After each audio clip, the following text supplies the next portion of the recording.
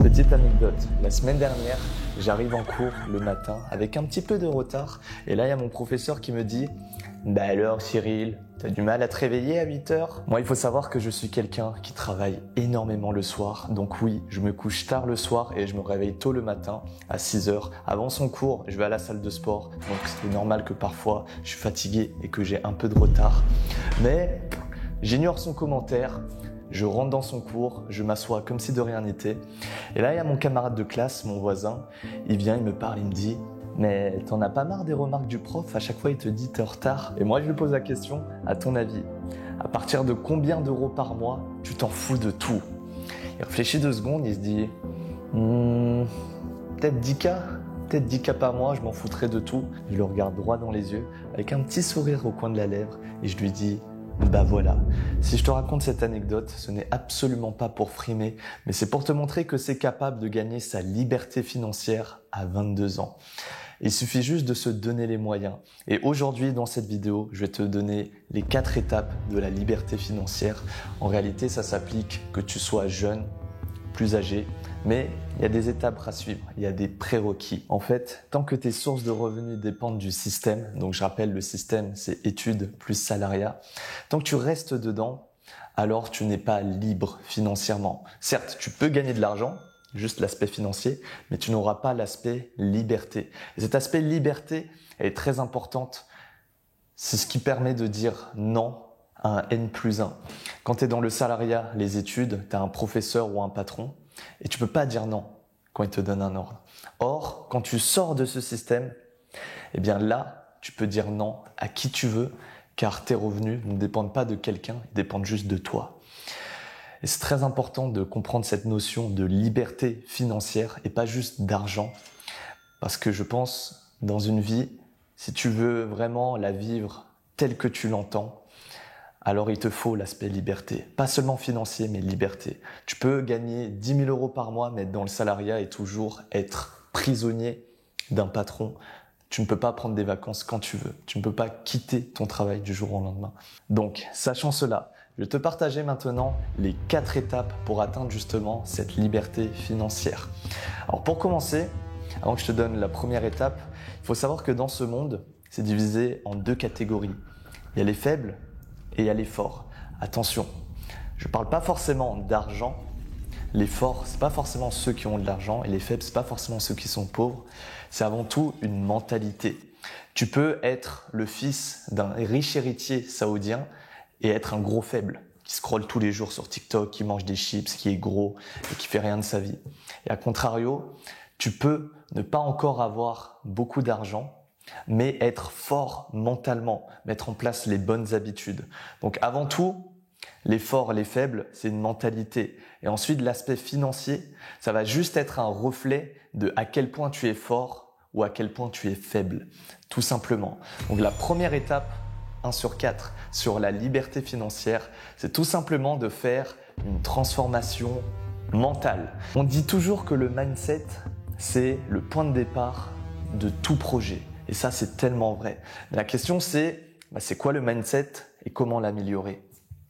Tout d'abord, le mindset, en anglais, mindset, c'est paramétrer son esprit. Et il faut voir son esprit un petit peu comme un ordinateur. Et dans cet ordinateur, on a des croyances limitantes, c'est les virus, et on a les croyances aidantes. Ça, c'est les bons logiciels. Et le but, ça va être d'éliminer au maximum nos croyances limitantes et de booster au maximum nos bons logiciels. Par exemple, comme croyance limitante, très simple sur l'argent, est-ce que gagner 1 000 euros par mois, c'est beaucoup? Non. Est-ce que gagner 2 000 euros par mois, c'est beaucoup? Non. Est-ce que gagner 3 000, c'est beaucoup? Non. 5 000? Non. 10 000? Non. 50 000? Non. 100 000? Non. En fait, tu vois, c'est à l'infini. Tu peux débloquer ton mindset à l'infini et c'est sur ça qu'il faut s'entraîner. Vraiment, il faut se dire que tout est possible et entre ce que tu veux et toi, c'est juste une question d'étape. Et la première chose que tu peux faire pour commencer à bien paramétrer ton cerveau, c'est un truc tout simple. Ça ne demande pas forcément de moyens, de coûts financiers ou quoi que ce soit. C'est de simplement penser en positif tout le temps. Tu enlèves tous les mots négatifs de ta tête. Par exemple, au lieu de dire pouah, c'est difficile. Dis, pouah, c'est pas facile. Et le fait de penser tout le temps en positif, ton cerveau, il fait pas la différence entre ce qu'il pense et ce qu'il imagine et la réalité. Donc, si tu imagines que du positif, à ton avis, qu'est-ce qui va se passer dans ta réalité? Ça va être que du positif. Et du coup, tout ce qui est santé mentale, t'as beaucoup moins de chances de faire des dépressions, des burn-out, etc. Donc vraiment, faut enlever tous les mots négatifs de ton vocabulaire et quand tu penses, pense uniquement en positif. Dis pas, ouais, il n'y a pas de problème. Dis, quelle est la solution? Deuxième changement de mindset, justement, ça va être de penser avec des questions. Je viens de le faire sans faire exprès, mais un des plus gros shifts de mindset que j'ai fait, c'est au lieu de poser des affirmations, c'est de poser tout le temps des questions. Au lieu de dire « je suis intelligent », ça c'est une affirmation, dis-toi « comment je pourrais être encore plus intelligent ?» Ça c'est une question. Et en fait, les affirmations, c'est un point, ça ferme l'esprit. Les questions, c'est un point d'interrogation, ça ouvre l'esprit. Et quand tu commences à penser positif et en plus te poser les bonnes questions, c'est là où tu es en train de planter des graines. Et chaque pensée, chaque idée que tu as dans ta tête, ce sont des graines de projets qui deviennent concrets et immensément plus grands. Et la troisième chose à faire pour bien paramétrer ton mindset, c'est le fait de changer ton environnement, de mettre devant tes yeux des choses qui sont alignées avec tes objectifs. Forcément, si tu as envie d'être millionnaire, mais que le matin, quand tu ouvres les yeux, le premier truc que tu vois, c'est un appartement de 9 mètres carrés au Crous, ça va être compliqué. Dis-toi, ce que tu regardes tous les jours conditionne ton cerveau. Si tu traînes dans les hôtels de luxe, dans les beaux restaurants, que ta maison, elle est bien rangée, bien décorée, à ton avis, qu'est-ce qui va se passer? Ton cerveau, il va commencer à s'imprégner de son nouvel environnement. Et même si au début, tu n'as pas forcément les moyens financiers pour tout ce genre d'endroit, eh bien en fait, si tu vas dans des hôtels de luxe, tu prends un petit café à 8 €. T'as forcément 8 €. Tu vas dans des beaux restaurants, tu prends le repas le moins cher à 12 €. T'as forcément 12 €. Tu vas sur Le Bon Coin, tu vends tous tes anciens meubles moches et tu achètes de nouveaux meubles plus beaux et pas chers. Franchement, il n'y a que des solutions. Donc, première étape du succès, changer ce qu'il y a à l'intérieur. Tout part du cerveau. Donc, pour faire une transformation mentale, tu penses que positif, tu vires tous les mots négatifs de ton vocabulaire, tu transformes toutes tes affirmations par des questions. Il faut vraiment que tu aies question à tout. Et tu changes ton environnement. Bien évidemment, changer son environnement, ça passe aussi par les livres, l'abonnement, les abonnements YouTube que tu as. Tes abonnements YouTube, c'est aussi ton environnement virtuel. Si tu n'as que des chaînes d'éducation sur lesquelles tu t'es abonné, tu vas en apprendre beaucoup plus. Donc, étape numéro 1, transformation mentale. Étape numéro 2, transformation physique. Et ça, c'est du concret. Une transformation physique, c'est quoi ? C'est de l'énergie. L'énergie, ça s'inscrit parmi les 3 ressources fondamentales de l'homme, qui sont le temps, l'argent et l'énergie. Et tu vois, pour avoir de l'énergie, faut juste être en bonne santé. Et pour être en bonne santé, il y a ce qu'on appelle le triangle de la santé. Enfin, ce que j'appelle le triangle de la santé, qui est prendre soin de sa nutrition, faire du sport et de bien dormir. Ça peut paraître très basique, mais qui le fait? Bon, je vous donne des petits tips. Petits tips sur la nutrition, je dirais, mettez au moins 3 couleurs dans vos assiettes. Et bien évidemment, toujours prendre de la nourriture de la meilleure qualité possible. Parce que certes, tu vas le payer un petit peu plus cher, mais derrière, tu vis plus longtemps. Et vivre plus longtemps, ça a énormément de valeur. Mon conseil sur le sport, ce serait de faire 30 minutes de sport par jour sur un sport qui te plaît. L'idée, c'est vraiment de durer sur le long terme et pas de te dégoûter. Il n'y a pas que la musculation dans la vie. D'ailleurs, il y avait une étude qui a été faite. Il faut savoir que 1 heure de sport par jour, ça rallonge ton espérance de vie de 5 heures. Donc à chaque fois que tu fais 1 heure, tu gagnes 5 heures. Ça, c'est cool. Et petit hack pour le sommeil, je dirais que c'est mieux d'utiliser un minuteur qu'une alarme sur son téléphone. Très souvent, on utilise une alarme. Par exemple, je me réveille à 6 heures du matin, boum. Et parfois, quand on se réveille, on est dans le gaz, on a vraiment du mal. Tout simplement parce que là, on s'est réveillé en plein milieu d'un cycle, il faut jamais faire ça. C'est pas bon pour le cerveau. L'idéal, c'est de se réveiller à la fin d'un cycle. Et pour ça, sachant qu'un cycle de sommeil dure 1h30. Le minuteur, avant d'aller t'endormir, tu vas mettre 6h, 7h30 ou 9h en fonction de l'heure auquel tu t'es couché et en fonction de l'heure auquel tu dois te réveiller. Donc voilà des petits conseils sur la nutrition, le sport et le sommeil pour réussir ta transformation physique.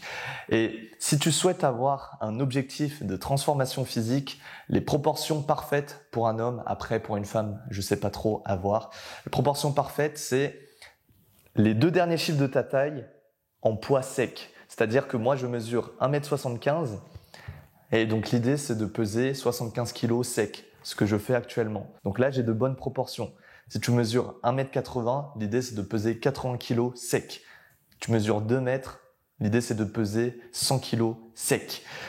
Donc tu l'auras compris, si tu n'as pas atteint ces proportions de physique sec, quand je dis sec, c'est qu'on peut voir les 6-packs. Eh bien, tu as encore du travail à faire au niveau de ta transformation physique. Donc ça, c'est l'étape 2. Transformation physique après la transformation mentale. L'étape 3, c'est ta transformation sociale. Grosso modo, le jour où j'ai vraiment commencé à avoir des résultats sur les réseaux, c'est le jour où j'ai commencé à couper les ponts avec les personnes qui me tiraient vers le bas. Alors, c'est pas forcément négatif, elles le font pas forcément exprès. Disons que nous avons 2 objectifs différents. Elles, leurs objectifs, c'est d'avoir le meilleur poste possible, avoir le meilleur patron possible, dans la meilleure entreprise possible et le meilleur salaire possible. Mon objectif, c'est d'être libre financièrement. C'est d'être conférencier, c'est de vivre de ma passion sur les réseaux. Donc, 2 objectifs diamétralement opposés. Quand tu as un objectif comme ça, les gens que tu fais rentrer dans ta vie, il faut qu'ils aient la même mentalité. Pas forcément exactement le même objectif, mais du moins la même mentalité pour que vous avanciez dans la même direction. Si tu traînes avec des personnes qui n'ont pas les mêmes rêves, pas les mêmes mentalités, pas les mêmes objectifs que toi, alors ce seront des boulets. Et les boulets, tu veux absolument couper les chaînes pour avancer plus vite. Forcément, si tu cours avec 10 kilos sur toi et si tu cours sans rien, tu vas courir beaucoup plus vite et beaucoup plus loin sans rien. Forcément, il faut s'alléger. Et encore mieux, si tu cours avec autour de toi les bonnes personnes et que le groupe avance vite, eh ben, tu n'auras pas d'autre choix que d'avancer vite avec le groupe. Donc c'est super important de bien choisir ses amis. En ce moment, je suis en train de développer un programme qui s'appelle l'art du réseautage. C'est un programme qui a pour but de rassembler les personnes ambitieuses, de faire connaissance avec de nouvelles personnes super inspirantes pour pas rester dans sa chambre tout seul à faire ses projets. Et surtout, c'est un programme qui a pour but d'avancer comme une communauté soudée, d'objectif en objectif. Et pour ça, j'organiserai régulièrement dans ce groupe privé des défis. Donc par exemple, il y aura des défis de transformation physique, de transformation mentale, de réseautage, etc. Toujours, l'idée, c'est de se challenger pour se pousser vers le meilleur. Donc n'hésite pas à me dire si tu es intéressé par ce programme dans les commentaires. Là, justement, je suis en phase de conception. Donc toute bonne idée est la bienvenue. Comme ça, je peux vous délivrer le meilleur produit, le meilleur service possible. Moi, mon but, c'est vraiment de vous aider au maximum. Et bien évidemment, tout l'argent que je gagnerai derrière, ça sert à réinjecter dans le business pour toujours aider et toujours augmenter en valeur. Donc 3e étape du succès, une transformation sociale. Et du coup, la dernière étape pour atteindre la liberté financière, c'est bien évidemment une transformation financière. Donc l'aspect liberté, forcément, elle se trouve dans le business. Et notamment à l'ère d'aujourd'hui, à 99%, si tu veux la liberté financière, ça passe par Internet. Dites-vous, plus le temps passe et plus ça devient compliqué de faire de l'argent sur Internet dû à la concurrence. Et le b.a.-ba de l'entrepreneuriat, vraiment le principe fondamental du business, c'est juste, il y a un mec, il a un problème, toi, tu as la solution et tu lui vends cette solution. Aussi simplement que ça. Moi, j'ai remarqué chez les entrepreneurs qui débutent, il y a un vrai problème d'isolement et de solitude. Moi, je leur vends une communauté de personnes ambitieuses. Hop, programme Art du réseautage qui sort dans quelques semaines. Aussi simplement que ça. Problème, solution. Il y a des gens qui ont du mal à s'exprimer. Moi, je sors un programme Art oratoire. Bam, problème, solution. Il y a des gens qui ont du mal à faire de la création de contenu. Moi, je sais faire de la création de contenu. Bam, problème, solution. Je leur vends comment faire. Il faut développer ces compétences pour ensuite les vendre. En réalité, souvent on dit « ouais, la sécurité, c'est le diplôme ». Non, la sécurité, c'est pas le diplôme. La sécurité, c'est la compétence. Pourquoi on paye cher les avocats, les médecins, les ingénieurs ou même d'autres businessmen en ligne? pas parce que c'est des mecs brillants, c'est parce qu'ils ont la compétence, c'est tout. Et plus la compétence est rare et utile, et plus ça se vend cher. Aussi simplement que ça. Donc ton but, c'est de développer tes compétences, étape numéro 1 du business, et ensuite vendre tes compétences, étape numéro 2 du business. La plupart des entrepreneurs qui débutent, ils ont des compétences. Je prends l'exemple du copywriting, qui est l'art de rédiger des textes de vente. Donc ils ont la connaissance, ils ont la compétence, mais ils ont du mal à trouver des clients derrière.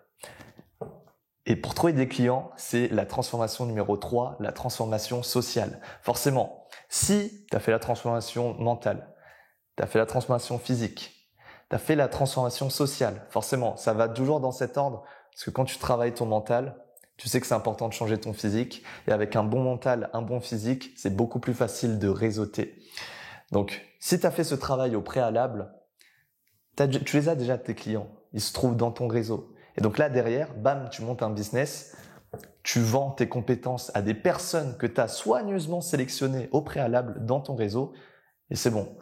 Ceux qui ne trouvent pas des clients, c'est des personnes qui ont grillé les étapes, qui n'ont pas fait leur transformation sociale. Par contre, si vous vous lancez dans le business, je dois vous mettre en garde, il s'agit d'un monde de requins où des gens n'hésiteront pas à vous arnaquer si vous êtes trop gentil. Donc vraiment, soyez vigilants. Ok, pas tout le monde est gentil dans l'entrepreneuriat. Moi, je fais de mon mieux pour être le plus honnête possible, mais c'est pas le cas de tous les entrepreneurs.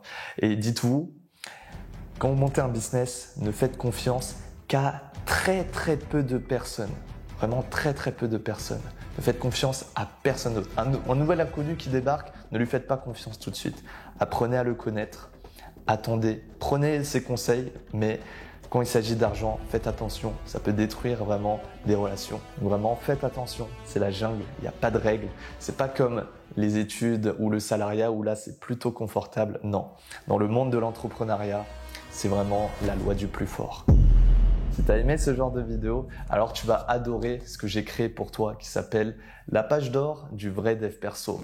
Si c'est une page d'or, c'est que ça a vraiment énormément de valeur. C'est un résumé de tous les meilleurs livres de dev perso que j'ai lus dans ma vie. Comme ça, tu n'as pas à les lire, car le temps, c'est la vie. Je te mets le lien dans la description si tu souhaites le télécharger gratuitement. Franchement,